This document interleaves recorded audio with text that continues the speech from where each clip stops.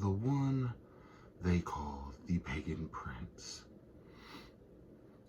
You sit on a throne of lies. You are not royalty by any means. Your kingdom soon enough will crumble, and the precious gold you hold so near and dear to you will be gone as well.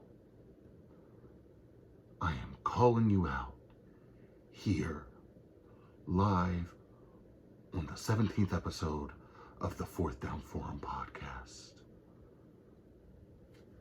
Ladies and gentlemen, boys and girls, welcome to episode 17, to the Pagan Prince.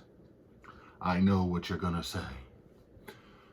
The reason that I hold this title right here is because it was gifted to me.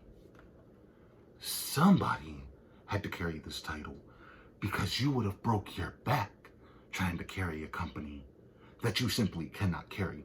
So I'm laying down the gauntlet here, live, on the 17th installment of the Fourth Down Forum podcast. The primetime prodigy, Dereck M. versus the Pagan Prince in a 3 stages of hell match. You pick the first stipulation, I will pick the second stipulation, and we let the audience of the Fourth Down Forum podcast over on the Twitter, X, whatever you want to call it, page, pick the third and final stipulation. I put my gold on the line, you put your gold on the line. Let me know in the comments below if you accept. Welcome. For those of you who do not know, it's a very special edition of the Fourth Down Forum podcast. That was a promo. Having a little fun with one of my coworkers, one of my friends, one of my fellow subscribers here on the Fourth Down Forum podcast. This is your WrestleMania edition episode of the Fourth Down Forum podcast. If you could not tell by the lovely decor in the background, got some WWE pops in the background, and those little square things that you see, those are WrestleMania, old WrestleMania DVDs I decided to use as posters. Had to get innovative with it, right? So what we're going to be doing on today's episode is we are going to be doing our WrestleMania predictions. I know it's not everybody's cup of tea. I told y'all when I rebranded, I do when I get back into covering wrestling related content. This is what that's going to be. I do have my laptop to the side because I am not going to have every match off the top of my head memorized. The hell do I look like? Sheldon Cooper? Nah. So, with that said, let's get into it. We'll cover night 1 of WrestleMania. For those of you who don't know, this is the 40th edition of WrestleMania, so this is a pretty big deal. So for night 1, what we do know is the main event is going to be Seth freaking Rollins and Cody Rhodes versus the tribal chief Roman Reigns and the final boss Dwayne "The Rock" Johnson.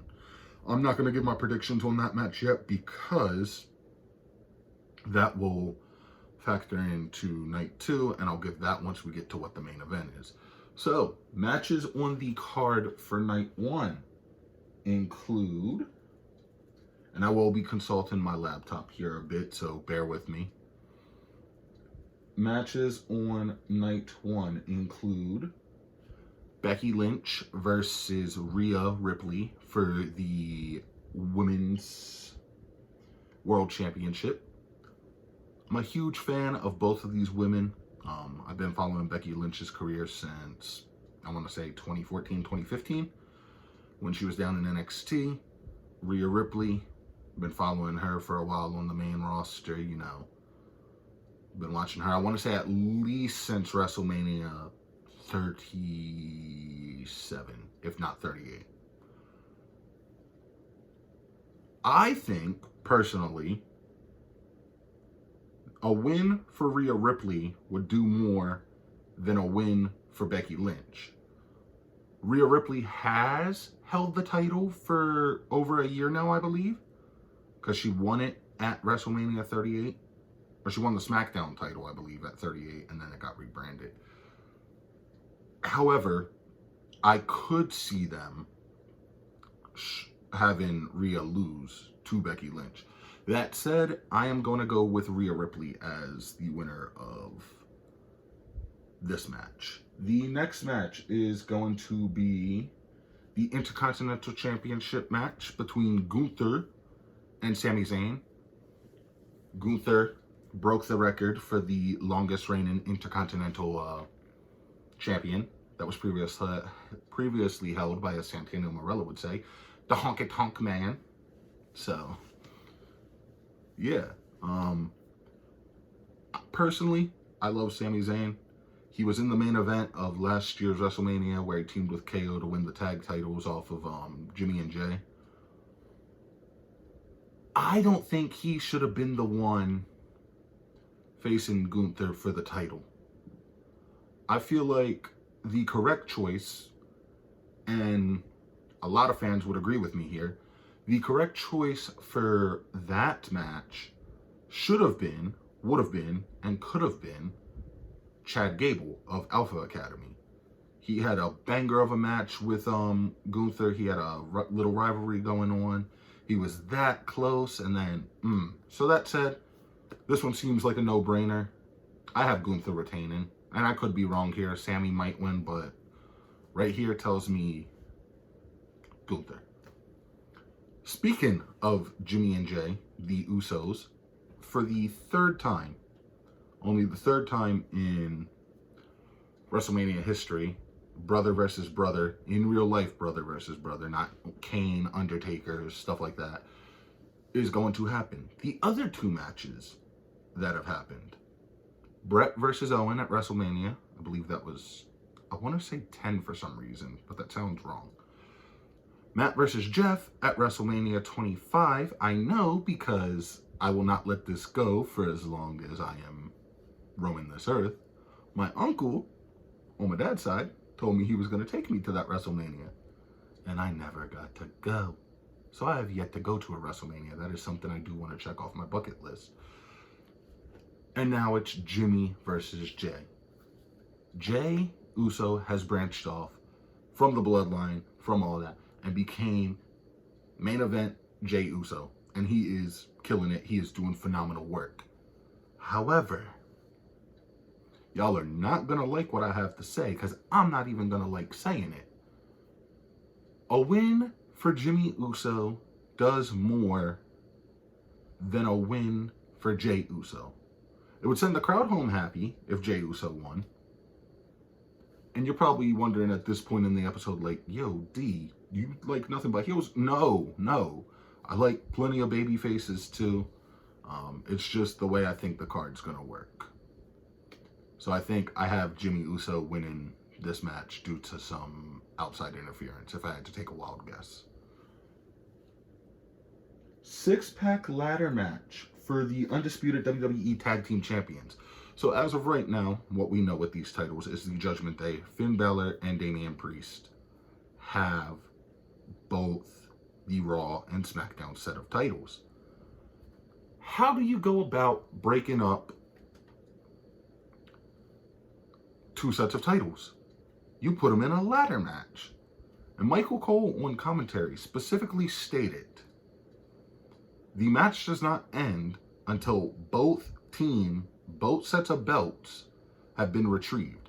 So the competitors in this match are DIY, which is Johnny Gargano and Tommaso Ciampa, Awesome Truth, Miz and R-Truth, The New Day, Catch Republic, which is Tyler Bate and Pete Dunne, not Butch. He got rebranded and repackaged and redebuted as Pete Dunne. Austin Theory and Grayson Waller, as well as the Judgment Day. Now I can tell you right now, if it was up to me, I would want DIY winning one set of the tag titles, and I would want Awesome Truth winning the other set. That's the easiest way to send people home happy. Have Truth like accidentally think he didn't win the match or something, and then Miz be like, you won. We won, you know. And DIY, give DIY their flowers. Reward them, because they've kind of been lost in the shuffle on the main roster, in my opinion. So it'd be nice to see them get rewarded. New Day has had plenty of success with the tag titles already. You could put them on them, but there's no need. You could give it to one of these younger teams like Theory and Waller. You could do Catch Republic, but they're not going to move the needle like these other guys. So, those are my predictions. DIY and Awesome Truth. Another match on the card. WrestleMania debut of Jade Cargill, Bianca Belair, and Naomi versus Damage Control. And the members of Damage Control that they will be facing are Dakota Kai, Kairi Sane, and Asuka.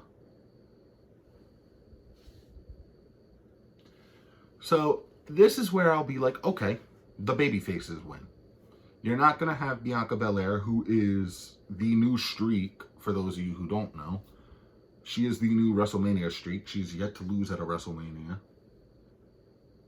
You're not going to have her lose. You're not going to have Jade Cargill lose her WWE debut match. It just makes too much sense. And Naomi returned, and she walked out like 2 WrestleManias ago because she wasn't getting the respect she felt she deserved when it came to the women's tag titles. So that's who I have winning that match.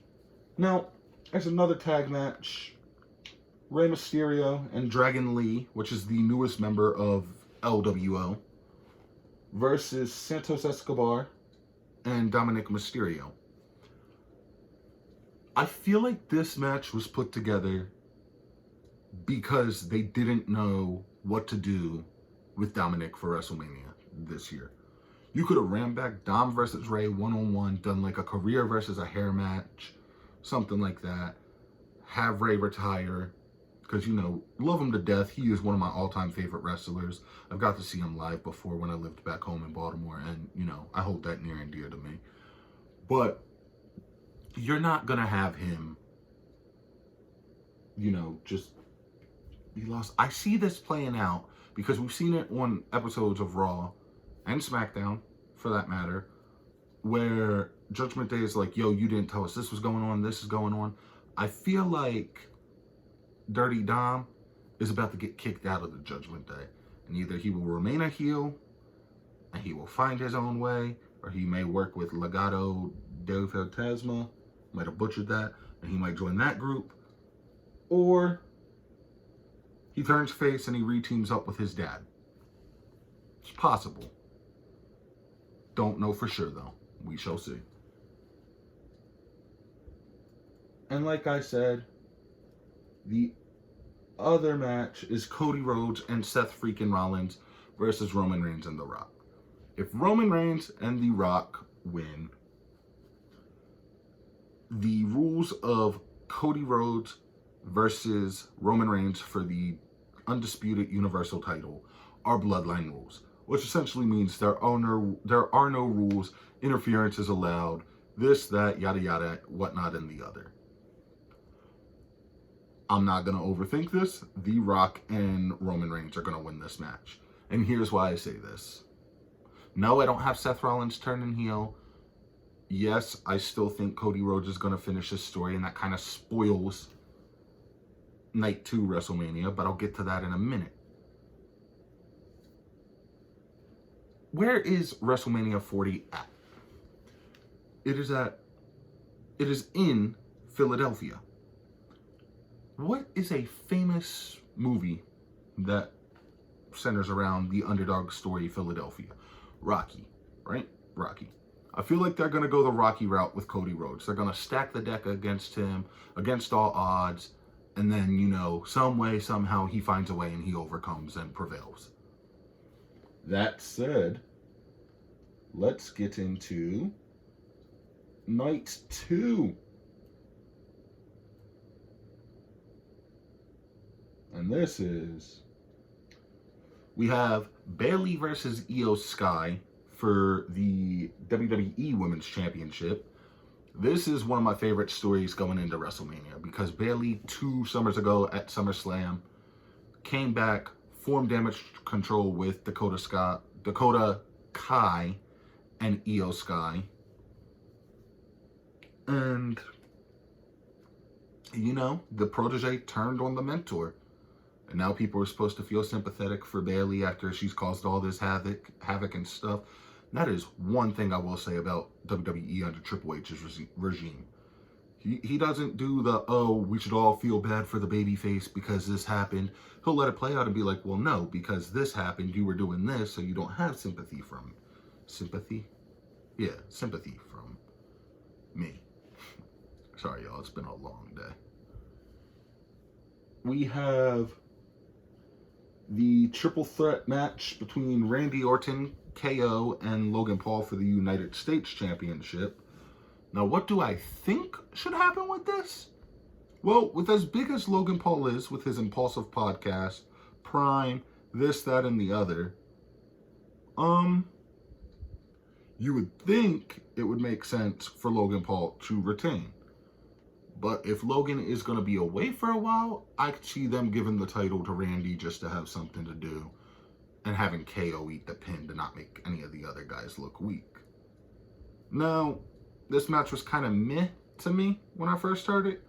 Nothing against the guys, they're all great performers. Hell, I think I said last year's WrestleMania, Seth and Logan had like one of the best matches I've seen on a WrestleMania card. We also have LA Knight versus AJ Styles. I am begging. Not to quote the song, but I'm begging. AJ Styles, Boobala, bring back Evil Ways. The reason I say that is because he has been hinting that his current theme song, and this is the theme song he's had since he debuted in the 2016 Royal Rumble. It doesn't fit his current character. His character is more dark, more evil, more gritty. Evil Ways fits that character perfectly. And I am going to be high-key upset if he does not come out to Evil Ways. Everybody's like, oh, bring back Get Ready to Fly. But I'm like, that's plucky babyface AJ Styles. You need aces and eights, heel AJ Styles. That said, I have LA Knight winning this match. He needs the momentum. AJ Styles, he's already a made man, main event, World WWE champion, has won titles in WWE before. The only title LA Knight has won is the $1 Million Championship when he was down in NXT. Have this man win the World Heavyweight title. Have him win Money in the Bank. Something. Push this man. We have your World Heavyweight Championship match between Seth freaking Rollins and Drew McIntyre. WWE, if they're going to do right by Drew McIntyre, they will have him finally get his WrestleMania moment in front of a crowd. Seth Rollins has held that title. He's had issues with his back. I don't know if it's storyline or kayfabe, but he needs to drop that title, take some time off, let Drew have his moment. He deserves it. He won the title off of Lesnar at 36, but we all know the pandemic kind of, threw a wrench in winning in front of a live audience. So there's that. Other matches. There is the Philadelphia Street Fight between Bobby Lashley and the Street Profits, which are known as the Pride, versus the Final Testament, which is a stable consistent of Karrion Kross, Scarlett, I know what her last name is, but it's eluding me at the moment, and the Authors of Pain. This is my least favorite match on the card. It doesn't move me. It really doesn't. It's just kind of there. That said, I have the Final Testament winning this match. And then we get into your main event, Cody Rhodes versus Roman Reigns for the undisputed WWE Universal title. Somehow, some way, they need to let Cody Rhodes finally finish the story. I feel like this is going to be the most oversaturated match, the most overbooked match. I feel like we're going to get a bunch of returns that we're not expecting. We're going to have interference on both ends. And honestly, I can't wait, to be honest, because I like the kooky overbook, oh, this, that, and the other. And if it gets the belt off Roman, don't get me wrong, I was telling my boy this the other day, I appreciate everything Roman Reigns has done over the past 4 years with the title. Absolutely. But it's time for a new champion.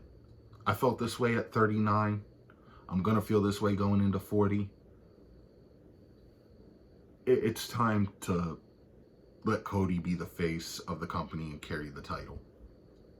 And I want to see what he does with it. I want him to have a lengthy reign. Now, could Mr. Money in the Bank, Damian Priest, somehow cash in and piss a lot of people off? It's possible. Could he cash in and lose? That's possible as well. If he does cash in, can he please cash in on Drew or Seth? Please. That said, make sure y'all stream WrestleMania 40 on Peacock, April 6th and April 7th. And I only have one PSA for y'all before I sign off for the night. If y'all get the chance and you have the time, please watch, and I'm saying please watch, do yourself a favor and watch the new Bray Wyatt documentary, Becoming Immortal. It is a phenomenal watch. It lets you inside the mind of Bray Wyatt. It's a beautiful documentary. It was really well done. I will let you know right now, the last 30 minutes are kind of tough to watch because it kind of talks about, you know, his final days here and stuff without giving too much detail away. But it was phenomenally done. I don't believe I missed any matches. If I did, let me know in the comments below. Please remember, like, share, comment, subscribe. It really helps me out. Helps me get the motivation to keep going, to make videos, to do this, that, and the other. And this is what I want to get to doing eventually full time if I'm able to.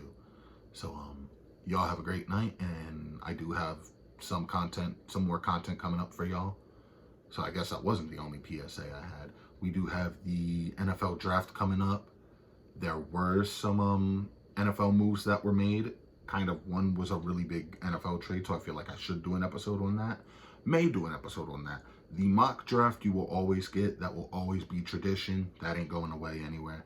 And I do want to put a player profile episode out soon. I'm not sure what player I want to do yet.